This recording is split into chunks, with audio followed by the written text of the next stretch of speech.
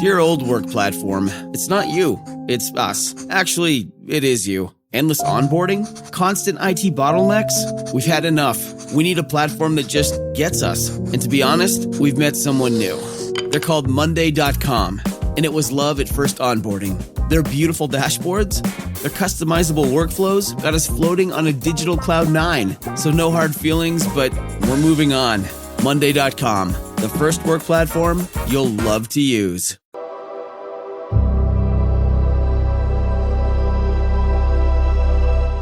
Yep. All right. So we're back with My Uncle's Escape Alcatraz with Ken Widener, Mike Lynch, and we have our reoccurring guest here, Stewart Fillmore, who you've seen him on a couple of our podcasts, former and retired FBI. Retired. Yeah. Former means you quit somewhere along the way. Retired exactly. Means you stuck it out. Exactly. So retired FBI agent, Stewart Fillmore. Stewart, thanks for coming on. I think it was completely relevant to have you on this week because so much is happening with the FBI and with, and what we feel is that they have a lot of information or additional information that we need to have in order to solve this Alcatraz mystery. And I know, and we've also talked about in the podcast how there is a JFK component to this story due to the proximity of time. They escaped, and then the assassination of JFK literally not too long after. And I know you've been diving deep on your end in the JFK. We had a conversation with you about 3 weeks ago when you're talking about and you were way ahead of the documents talking about the second shooter, and you found some holes in the book depository building, two holes to kind of prove what you were thinking and what your theory is. And now, the new administration has come out, and the person who is curating all those FBI documents regarding the JFK assassination came out literally last week. I think it was last week, wasn't it? I think it was the week before last, but yeah, very recently. And she said she's convinced that, or she basically said there were two shooters. She's not saying it was theory. She said there were two shooters. Yes. So I think it's completely appropriate to have you on to help us kind of decipher all this government, chaos that's going on. And I think it's great. I think it's great that there's so much transparency is happening after all this time. And it can only help Ken and Mike's story even more, because I think there's so much stuff that has just been buried and just forgotten about. And the fact that, the system is antiquated, the way, Elon is going through it with his Doge guys and finding out how antiquated everything is. So I think we're going to be finding out a lot of stuff. So just to start off the bat, I mean, what do you think about all this transparency and how it's going to help solve all these decade-long, mysteries that people have been thinking about? Yeah, I love it. I want the more files released, the better. There should really ultimately be no secrets. And the old excuse that, there's an ongoing investigation or whatever, I think, frankly, the government has kind of lost the benefit of the doubt on that issue. So really, the only way to ever restore trust, I think, is to just fully and completely rip the Band-Aid off. Let's see everything, the good, the bad, and the ugly on it. I'm really encouraged by some things that are, happening now. Although, like in the case of the JFK files, I don't really see why there has to be this whole process of a congressional task force and all this. Just release the documents to the National Archives and put it out online. Let's go. I just don't know why there's even has to be this process to it. I'll tell you something that is in the news as well regarding FBI files is shortly after President Trump signed the executive order ordering the release of all JFK, RFK, and MLK files, the FBI publicly announced that they had magically found 2,400 documents that total 14,000 pages. So, I think one of the things that we all can maybe agree on is that, J. Edgar Hoover has a lot of issues. Chief among them is, I think, he maintained his power and his position through blackmail and extortion. There's just no other way to say that. He would use dirt against people that were any threat to him. But one of the things that J. Edgar Hoover was actually very talented at, and a genius, I believe, was he had the administrative filing system that he set up with the FBI in the days long before computers, to make for a very efficient system of recovering large volumes of documents and finding information from all over the country, from the different field offices, and how that was all compiled and stored and then accessed later on. So I don't buy for a hot second that the FBI has just now magically found 2,400 documents. The way it works in the FBI filing system is the first report that I write to open a case, that's literally called serial number one. Okay, that may be a 3-page report of a bank robbery that I'm opening an investigation on. So serial one is just my report saying, hey, there was a bank robbery and here are the facts we know it as it is, and then so on. Serial 2, 3, 4. Each page of that file is known and documented. Okay, so the fact that now that there's 2,400 documents that should have by law been presented to what was called the Assassination Records Review Board in the early 90s, which it was a law that all government agencies that had any JFK files had to provide those to the ARRB for review to see if there's a reason to keep these records sealed. The FBI just blew that off, and I can tell you that decision would have had to have been made at the highest levels, no question about it. So it's infuriating to me. I'm all for transparency. I'm tired of this. The FBI has just bled credibility over this, and I don't understand why. If somebody made a mistake or did something bad 61 years ago, we need to know it, and there's just no excuse for it.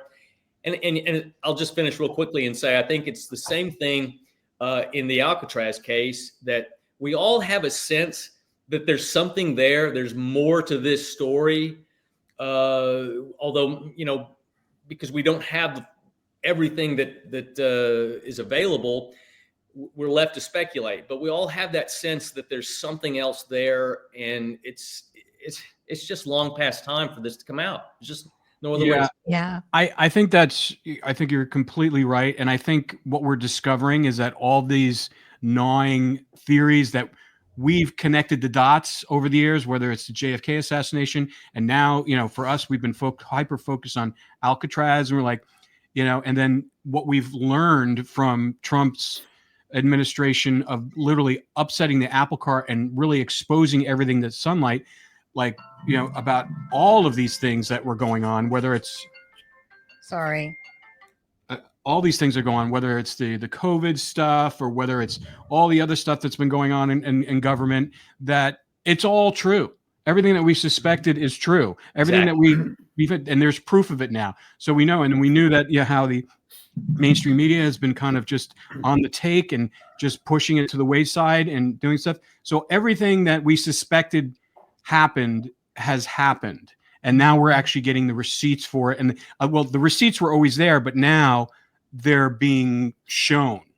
Before they've been lock and key and everything. Just kick the can down the road. We don't want to deal with it. We don't want to deal with it. And so one of the other things I wanted to ask you is that obviously I'm sure you're very well connected to a lot of your other retired FBI agents. I mean, how do they feel about this whole transparency thing and showing things to the public? So I was a street agent my entire career, which meant that,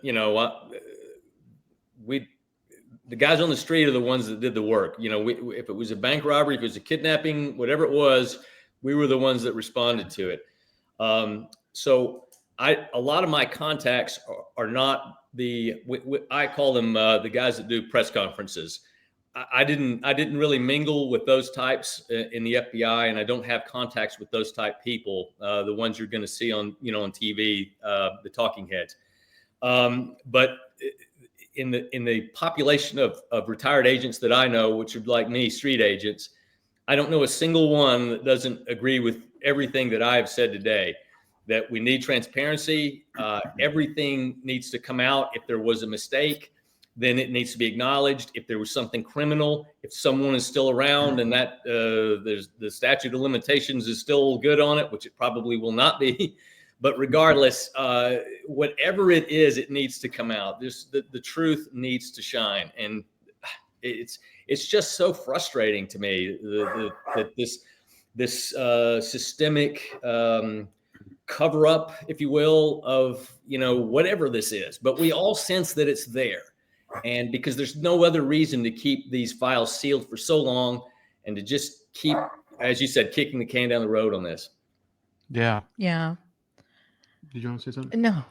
Ken, did you, like, now that this is happening with, and we talked about this in the podcast about, JFK and all these other things. I know both of you gentlemen, Stewart and Ken, have written the administration to try to get more information, and hopefully that they'll respond to those requests. I know they're a little busy right now with all the stuff that they're doing, but I think, I think they want this information out, and they just want to start from scratch. So Ken, how do you, like, if you, like, let's just say, what is the single most thing that you would want revealed from the Alcatraz files that would really kind of sum up all the work that you and Mike have done over the years to kind of really kind of prove what your theories? Well, if I had to pick something in the FBI files that I would want, unredacted so that I could read it, probably any conversations that were around my aunts or uncles, because there were a lot of interviews that were done with them, with Alfred's cellmate. But, at this point in time, it's almost 65 years. I mean, what are they keeping? It's like anytime I would ask Art, he said the same thing that Stewart said. Oh, this is an active investigation and we can't release anything. I'm like, going, are you really serious? It's like over 60 years. Do you really believe they're even still alive?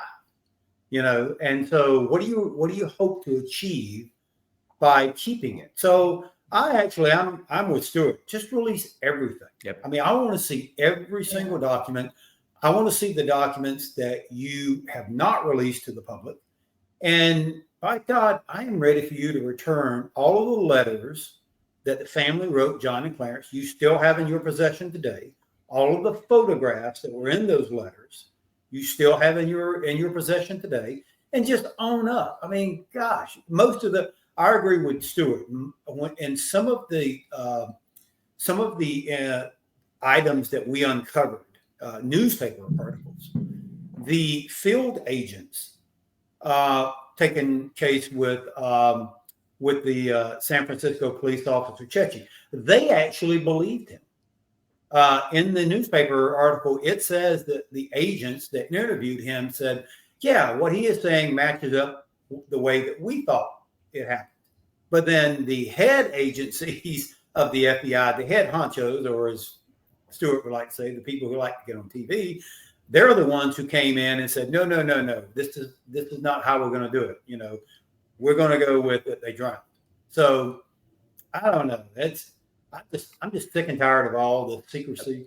I'm just ready for them to give it to us. And when I wrote the letter to President Trump, I told him, I said, you ought to have a little bit of sympathy for my family because we have been under the same campaign that the FBI put upon you. We've been up under it for over, my England family for 60 something years.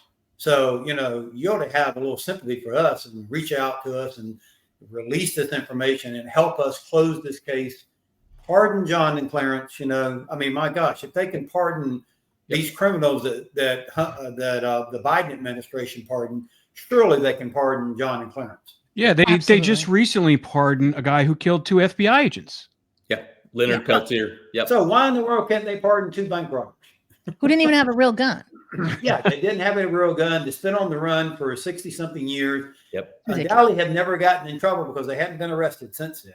So But I Yeah. think it's what Stewart said before. It's the way the FBI was being run back then. I think there was a lot of blackmail going on, and maybe potentially a lot of dealings with the organized crime that was happening at the time. And we know that Mickey Cohen was in Alcatraz.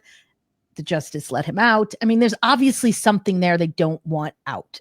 Yeah. That to me, I think is the key between the two stories is Mickey Cohen. Yeah. You know, he is central in the story of Alcatraz, and he is friends with a lot of the characters and people that were involved in the JFK piece of it. So, you know, I'm not sure one can't help but, you know, look at the evidence and with common sense say there's something here. Yep. Yeah. I mean, I can't imagine how big the file is on Mickey Cohen, because how long did they look at him? I mean, you know, they were looking at him for from the FBI files that I have, and you know, you can get them pretty much free, but they were looking at him back into the late 40s, early 40s. I mean, they were surveilling him for a long time. Yeah. And you know, I couldn't agree with you more, Ken. You know, this is the Alcatraz case is an extraordinary case. At this point, if any of the three are alive, that they're well into their 90s, yes, give them amnesty, open up that file, because you know we've talked about that. You know, the FBI file, you can go look at it online, but that's more than likely not complete. So, you know, if other documents are being withheld, why are they being withheld? I know that's true in the Dillinger file. If you go online, I know this for a fact, if you go online and you can look up the John Dillinger file, that's only about a third of the actual file. I was able to actually get the rest of it, but even what I have, I don't know if that's fully complete. And so the same thing with Alcatraz. Why don't you just put the entire file online? And then the marshals, don't forget that they, you know, this is still an ongoing case for them. So they have an active case file. Why not release that? I mean, I agree with you. Right. They're not hiding anything in there that could possibly damage any kind of investigation. I just don't buy that excuse anymore. Nope. And so release it. If there's someone in there that they've talked to, you know, redact their personal information, but for goodness sakes, just release it. You know, it's crazy. We even had, you know, other retired U.S. Marshals that didn't work on the case, obviously, but they agree with you. They agree. They said, why at this point, why not? There's there's no security threat. There's no, you know, anybody involved that was investigating this case or was involved in this case. They're either well into their 90s or they've gone on to greener pastures. Yep. So it's like, why? I'll just give you a quick example of an area where, like, at least the FBI shoots themselves in the foot over just wanting to always control the information. There was an issue of some stolen Civil War gold that was in rural Pennsylvania that some researchers had been looking for years, and they think they had found it. And they actually convinced the FBI. They have I forget exactly what it's called, but we called it the Fine Art Recovery Team, and you can see the maturity of the acronym of the Fine Art Recovery Team. But there actually there is a specialized squad at headquarters that looks for stolen art, you know, famous art and artifacts and stuff. And so the FBI actually opened a case in looking into this Civil War gold, and they were working hand in glove with the researchers that had done all the brunt of the work over the years.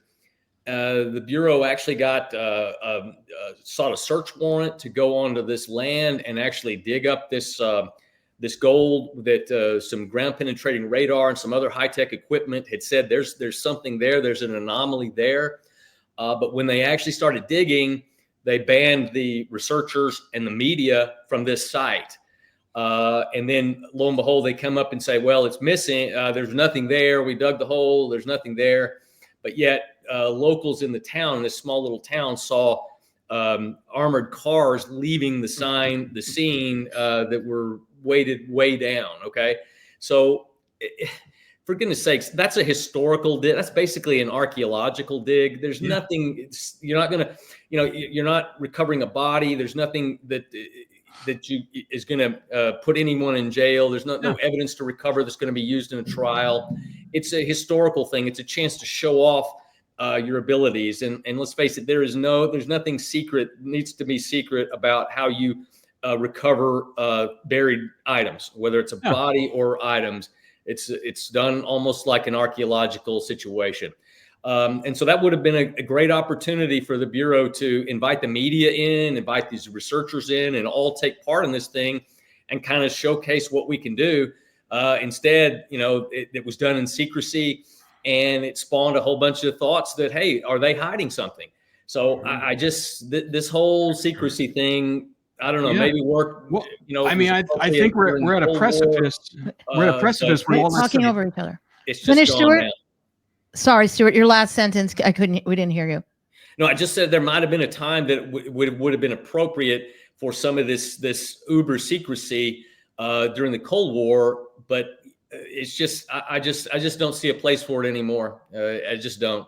Yeah, I mean, when you have the sitting president currently who wants to go to Fort Knox to see if actually the gold is there. Yeah. I mean, that to me is a perfect example of how shrouded everything is in mystery and how they've just kept everything, I mean, who knows what's in there. I mean, there might be some stuff, there probably is all there, but still the fact that those doors haven't been opened, I think, since the 40s. Yeah.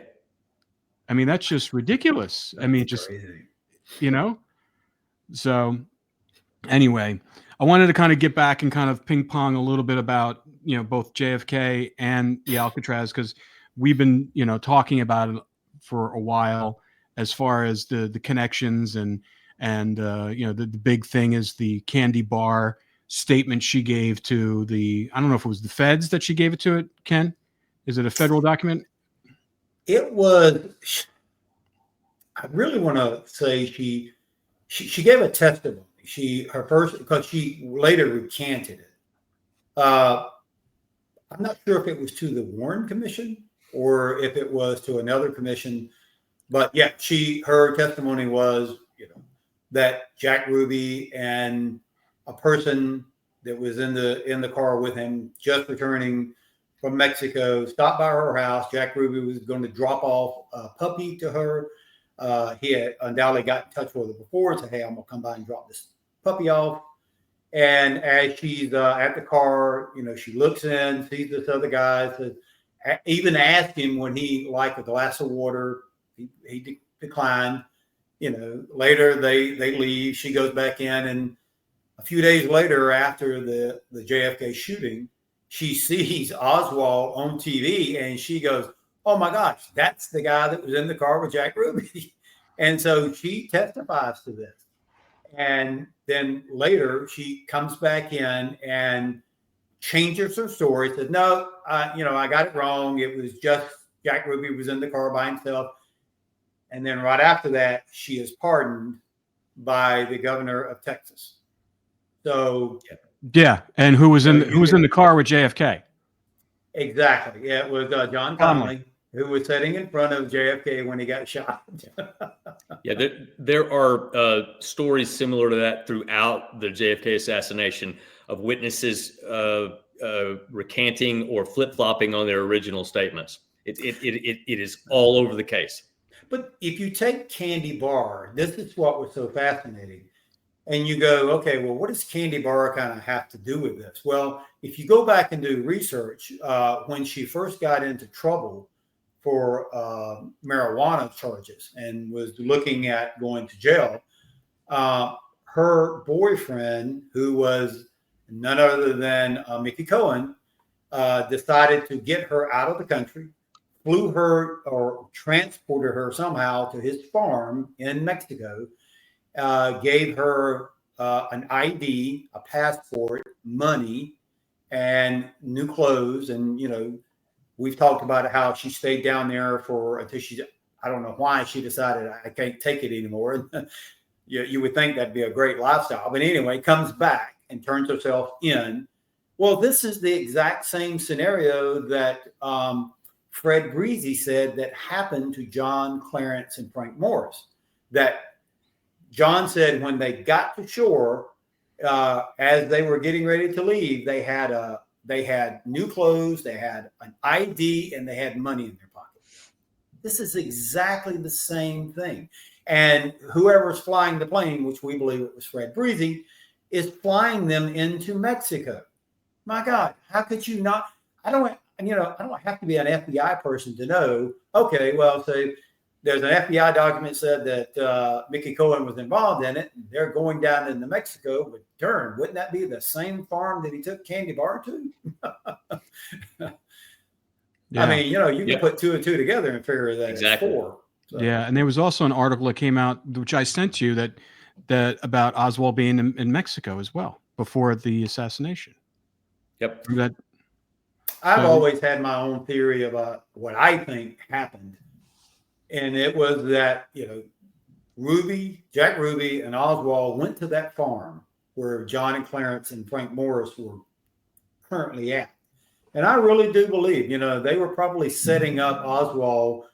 I believe he was in that book depository. I believe he probably was, hey, you're going to shoot the president, and then we're going to ferry you down into Mexico, and you're eventually going to be, out of the country. I believe he either missed, he didn't even come close, and that, like Stewart said, there was someone over on the other side to make sure that it got cleaned up. So that, they were going to kill that president that day, period. And, then Oswald foolishly gets caught. He goes out. He was probably supposed to do something, meet some Ruby somewhere, and he gets caught, kills the police officer. And so now they had to shut him up. And that's the reason why Ruby decided, okay, and undoubtedly someone's working inside too, because how many people are going to be able to carry a gun into a police station and go right up next to the person that just got through killing the president and get close enough to kill him? Exactly. That doesn't even make any sense. No, it never made sense. That never made sense ever, because it's just illogical. It's like they were parading him out in front of everybody. So, okay, anybody take a shot at him if he wants to, Mm-hmm. If he was that important, and you could you imagine today if a person killed the president, that person, you would never even see that person. They'd be so covered with Secret Service people, and they would have that place locked down and secure. You never even see him until he finally got into court. Or he would have been killed, been killed at the scene, like in Butler, PA. Like what happened in Pennsylvania. Exactly. You want to ask when they brought Oswald, where were the Secret Service people? Right. I don't remember seeing anybody in that photograph or that little clip when he gets shot. There's police officers around, but where are the Secret Service people? Yeah. Yeah. Stewart, I wanted to talk a little bit. Because when you called us a few weeks ago and you told us about, like I said, the second shooter thing, and you were you were literally a month ahead of the administration and kind of confirming it. Tell our listeners a little bit about what you discovered when you walked around, the site of JFK. So I kind of got on this odyssey a little over a year ago after I saw a Paramount documentary called JFK: What the Doctors Saw. And they had interviewed 10 of the Parkland doctors that treated President Kennedy shortly after the assassination. He was, believe it or not, still alive. And they described basically 2 wounds that he had. There was a small, round, clean wound to the throat and a large gaping hole in the right rear of the head. And those are indicative of a shot from the front. So I just set out merely kind of naively to just say, doctor saw and forget everything else and act as if I'm responding to this right now. Where would I try to find this shooter that would be coming from the front? And I was able to construct somewhat from a description, the original descriptions of the doctors, and somewhat with the autopsy report, a wound path through the throat of the president. And it makes, if you connect all the wounds that are in there, it basically makes a 20-degree line that goes to the president's left. If you know we know where the limousine was roughly about when the throat shot happened. We know where the president was sitting in the far rear passenger side of the limousine. And so if you know where that is and you draw that 20-degree line from his throat, it goes to an area of Dealey Plaza called the South Knoll, which is just south of the Triple Underpass. And everybody's probably heard of the Grassy Knoll, but the South Knoll is just simply a mirror image of the Grassy Knoll. It's just on the other side of the plaza. And so I found a photograph that was taken less than a minute after the fatal headshot to the president, looking exactly toward that South Knoll. And if you zoom into that photograph, there's a car that has a human shape sitting in the driver's where the driver's seat would be. It's in shadow, and there's not detail to see a face or anything, but it has shoulders and a head, and you can see like the torso. And it's right where the driver's seat would be. But most importantly, that line, that bullet path from the president's throat goes straight to that car. And so by the wound being described as clean and round, that tells me that it was a shot that was roughly coming horizontal to the president.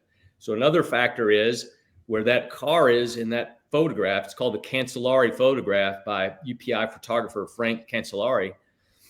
The car that's in that photograph, where it's parked, it's in a parking lot that's on top of the South Knoll. That's at 422 feet above sea level. And where the limousine was on Elm Street at the moment of that throat shot is also 422 feet above sea level. So that accounts for a round wound, meaning that it's traveling roughly horizontal.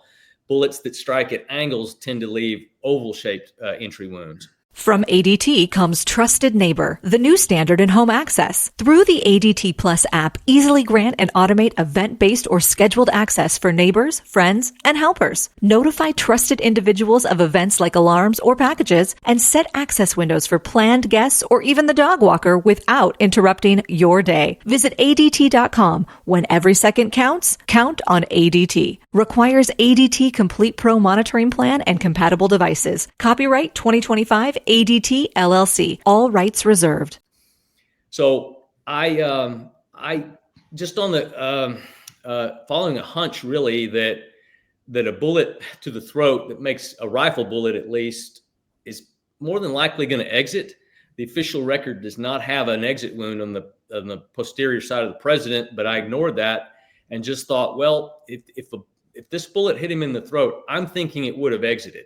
So I followed that. I extended that bullet path established by the throat wound behind the president, and I just merely walked that in Dealey Plaza to see if there's any evidence of bullets striking anything. And lo and behold, if you follow that line, it takes you directly to the front entrance of the Texas School Book Depository, the building from which the official conclusion says Oswald shot the president. And there's 4 pillars on either side of that building, decorative pillars, 2 on the left side and 2 on the right side. On those 2 right pillars, there's one in each of the pillars are 2 bullet holes 9 feet 6 inches off the ground, one in the left pillar and one in the right pillar. And I just again find this more than coincidence that all these things line up, and it is very compelling to me that this would have been the position of the second shooter. Yeah. And none of that information is in any of the reports. Not at all. No, not at all. I mean, how do you miss that? I mean, you saw it, I mean, like 60 plus years later, and it's still there. Exactly. And all I did was just simply follow the evidence, again, as if I had responded to Parkland Hospital that morning, and that was all I had to go on. And in doing those 2 things, I found this photo. I mean, it's a famous photo. Everybody, I promise, has seen this photo, but no one has ever zoomed in and found this car that happens to lie right on this line where that tracks with the wound.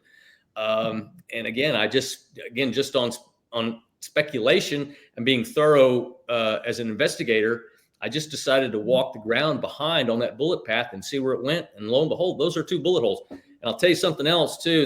This is kind of some technical forensic stuff, but Those bullet holes they're oval shaped, like I said, which means they struck at an angle.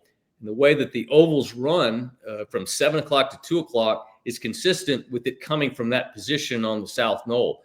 So again, it's all circumstantial. It's not conclusive of anything, but it's compelling. I just don't think it can be ignored. Well, yeah, but it was ignored, or if it wasn't ignored, it just wasn't included. And, exactly. and that brought us up because we had something that we had a recording a couple weeks ago that we played of one of the correctional officers at Alcatraz who found, along with another person, found the raft on Angel Island. Yeah. And they brought it back and it was like left there.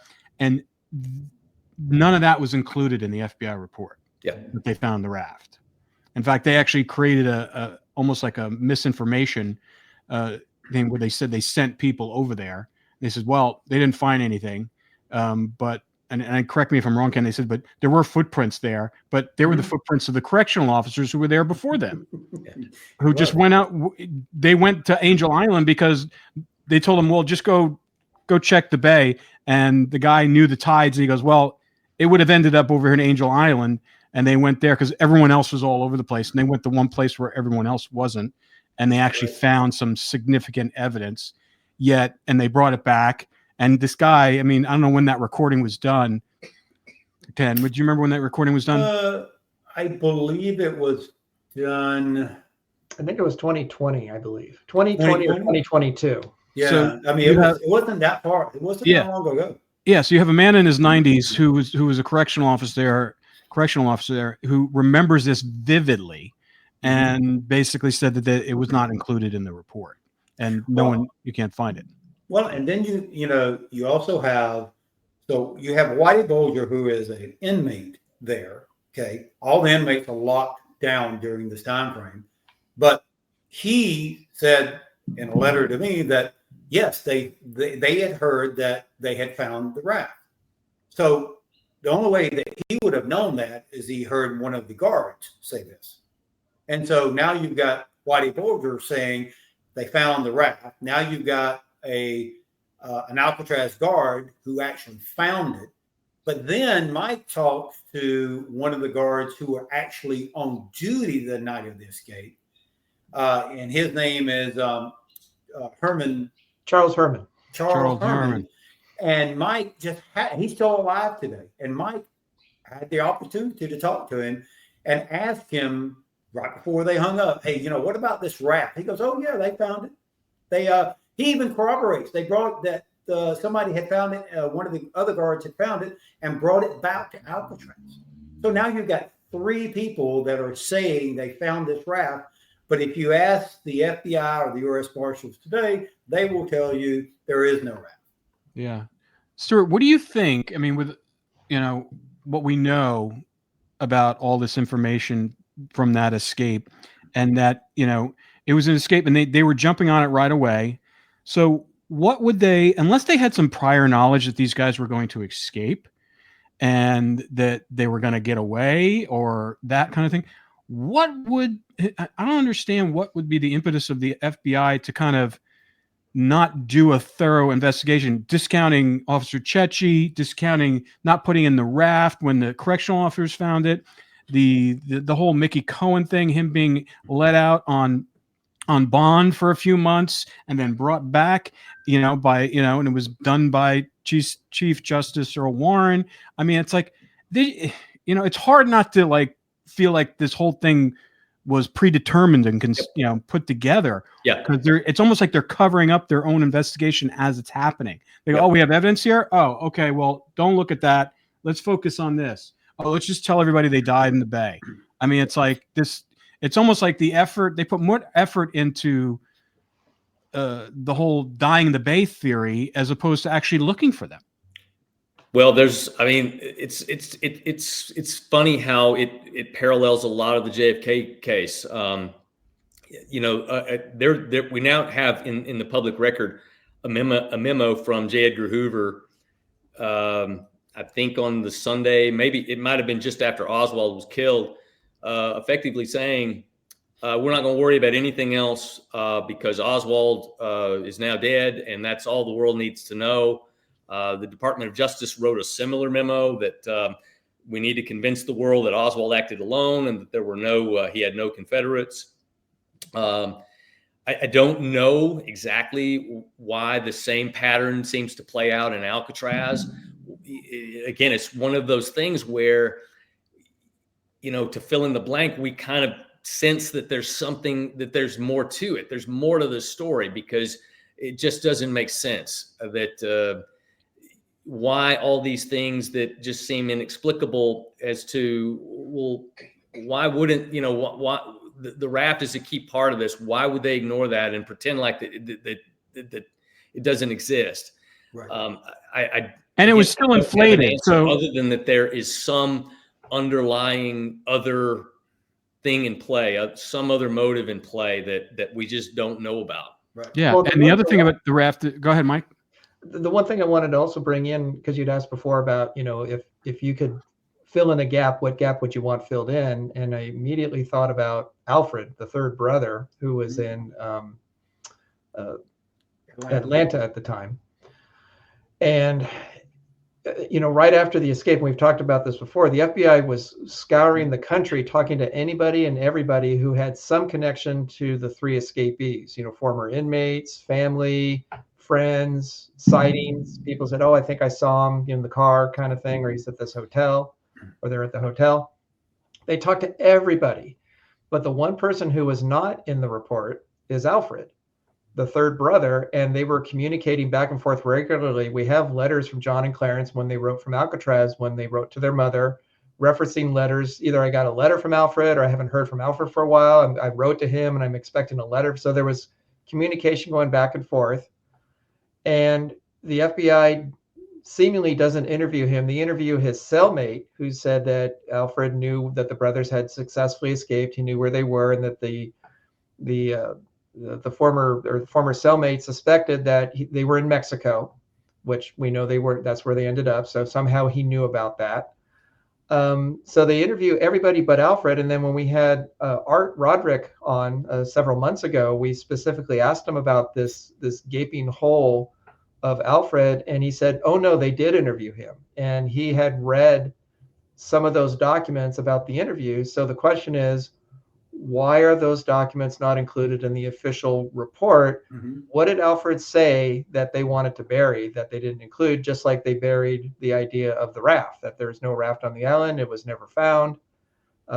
Why is this incriminating evidence so threatening that they couldn't release it? Well, and the same thing with Officer Chechi. Here's one of the best witnesses of the escape itself as it's occurring. He's backing up. Now later we find out Mickey Cohen supplied the boat. You've had other people talking about this boat. Here you have a San Francisco police officer who witnesses this, tells the FBI the very next morning, or his supervisor then calls the FBI, and they try to discredit him. They try to bury it. And in fact, he even told us in the interview that we did with him that the FBI, the head people, came to him and said, what can we do to make this go away? Like, what are you doing? Why are you purposely trying to let these men go?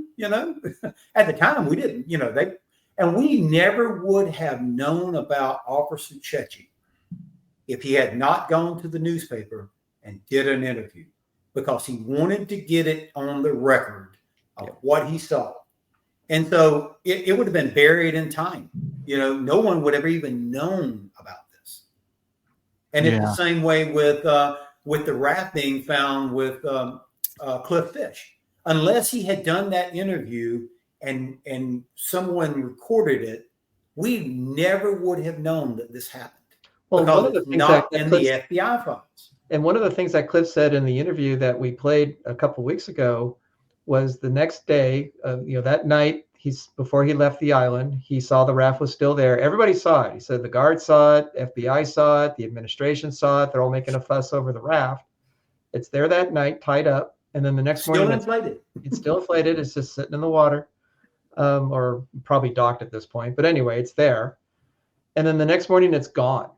It's disappeared, and no one ever talked about what happened to the raft, which is odd in of itself. It's no one brings it up. No one. He's never interviewed, at least not publicly. He's never interviewed by the FBI. He said it just was there, and it was just gone. And he says, I don't know what happened to it.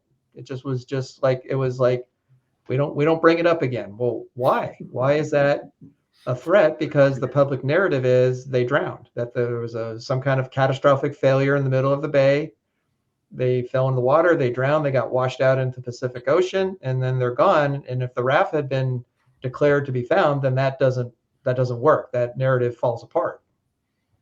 Yeah, I mean, it's really interesting because there's been 36 attempts, 36 different escapes from Alcatraz, right? 36 people made 14 separate escape attempts. So why is it that these three men are the ones that everybody sticks onto, right? If they didn't escape and they didn't make it out alive, why wouldn't they just disappear into the ether like the rest of the people that tried to escape Alcatraz, who presumably died by drowning or were caught? We don't even know. People don't even know that other people escaped Alcatraz. Right.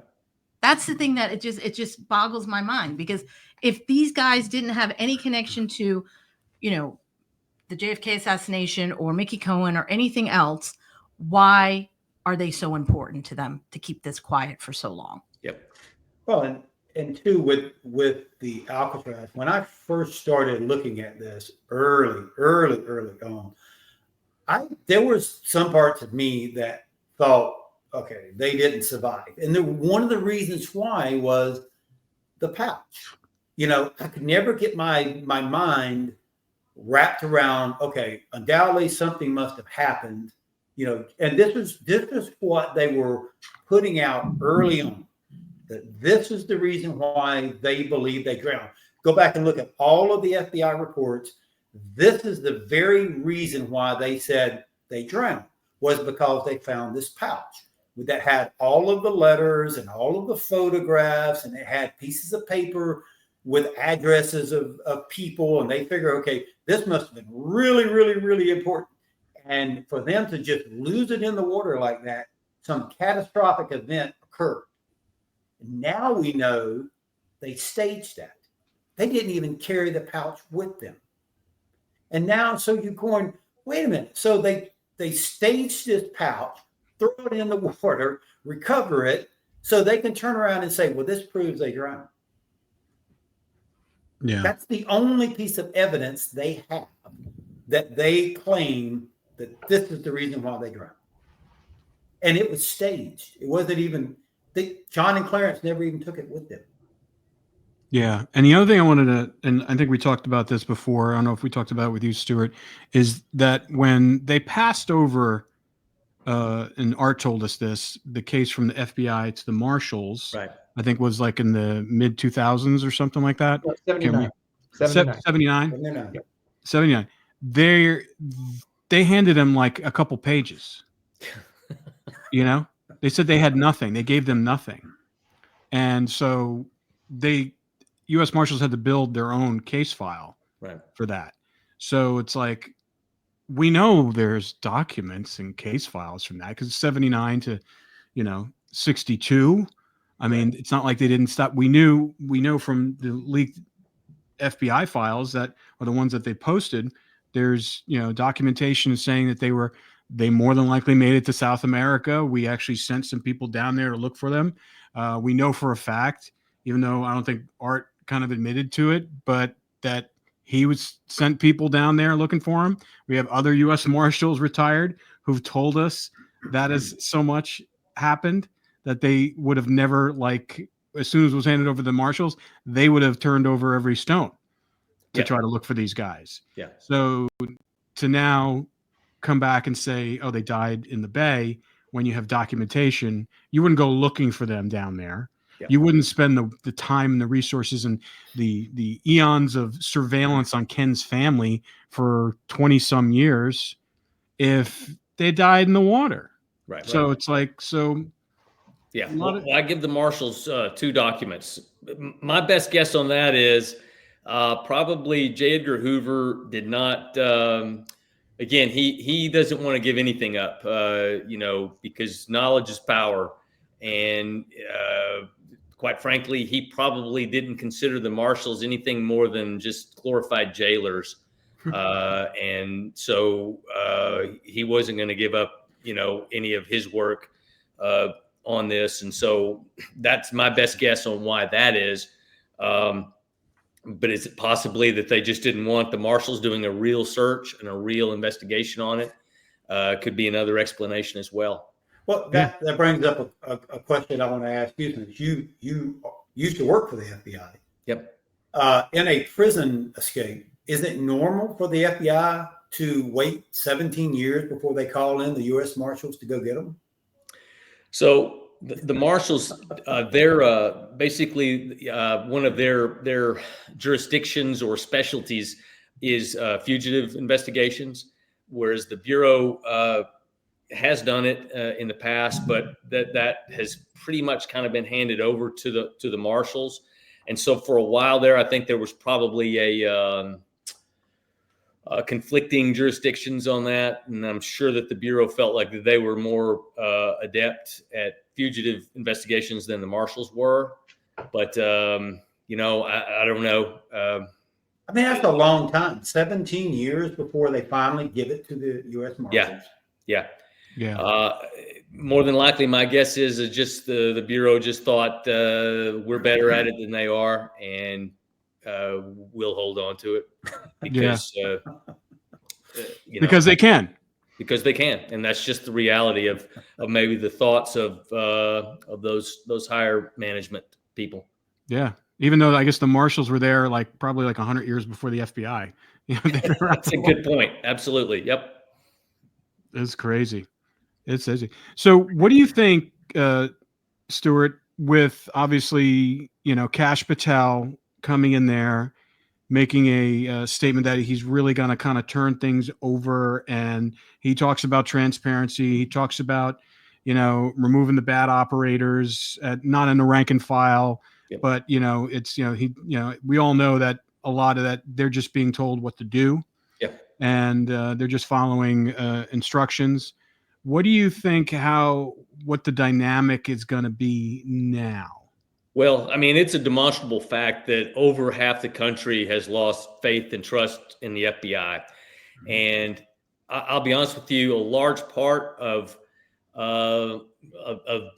many of the successes that I had in the FBI, and by that I mean mainly just getting information from people, because that's really what the job, 90% of the job is just knocking on doors and talking to people, and following up what they might tell you, those kind of little nuggets. I tell you, it's not sexy, but it's actually how the job works. And, when you knock on a door and you used to tell people you're with the FBI, they wanted to help you. They were very cooperative, and I just don't think that is there anymore. And so that element of getting information like that is way more difficult now, because the FBI has just shredded credibility for the last few years, for being secret about stuff to seemingly being going after people just based on political reasons. So, maybe people that view it from the other side of it say, well, now you just have a truly political person in there. But my thought is that it's going to take some drastic transparency to turn this around and regain trust, so that when I knock on that door and somebody saw something or whatever, their instinct is to want to trust me and to help me. And whereas I think now you knock on that door and a lot of people think, you're not the good guy anymore. And so it's going to take something drastic to turn that around. I put it like this. It's like eventually, you can, when you're young, you can get away with, eating candy every day, but eventually at some point, you're told, or you find out, I have to eat vegetables. I can't just eat candy all the time. Yeah. So it's a little bit like that. The Bureau is in a phase where they're going to have to eat their vegetables for a while. What do you think? And this is the last follow-up question about the FBI. I mean, of him reducing the amount of agents in DC and spreading them around throughout the country. Oh, okay. So let me, that's a kind of a bugaboo of mine. In all the year, again, I was in the field my entire career, and there were certain investigations that required headquarters supervision or approvals of just certain investigative techniques or things you were going to do. I never once got any kind of help that helped solve a case or made my life any easier in dealing with FBI headquarters. It was really more something to be overcome rather than that supported your investigation. And we all used to joke that beyond whoever handles, sending the paychecks out, if headquarters just disappeared into the ether tomorrow, I don't think any of us would notice because they don't help anything with us in the field. It's just this administrative giant that it's like people just come up with ideas to put stuff on a resume. So in other words, the surveillance squad we need to call that something different. And so someone puts in some kind of proposal to change the name of the surveillance squad to the whatever squad. And so that's a little check mark for them. And now they get to go up the ladder. And so headquarters is just a game of that. It's a game of always working for that next promotion. And I think you could get the majority out of there. And I think you'd see the efficiency of the day-to-day investigations probably go way up. Yeah. And so the whole climate was to just go along to get along. Yes. And that's probably what happened with Alcatraz back then. Yep. You had agents and, the upper echelon said, listen, don't say anything.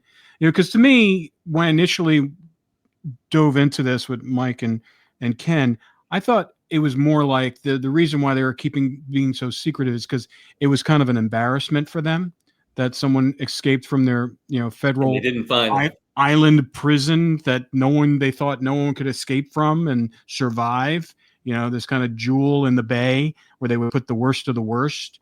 Yep. And, but the more we dug into it, it just seemed like it was orchestrated to kind of make it look like they died. So they didn't have to have any responsibility for it. Yep.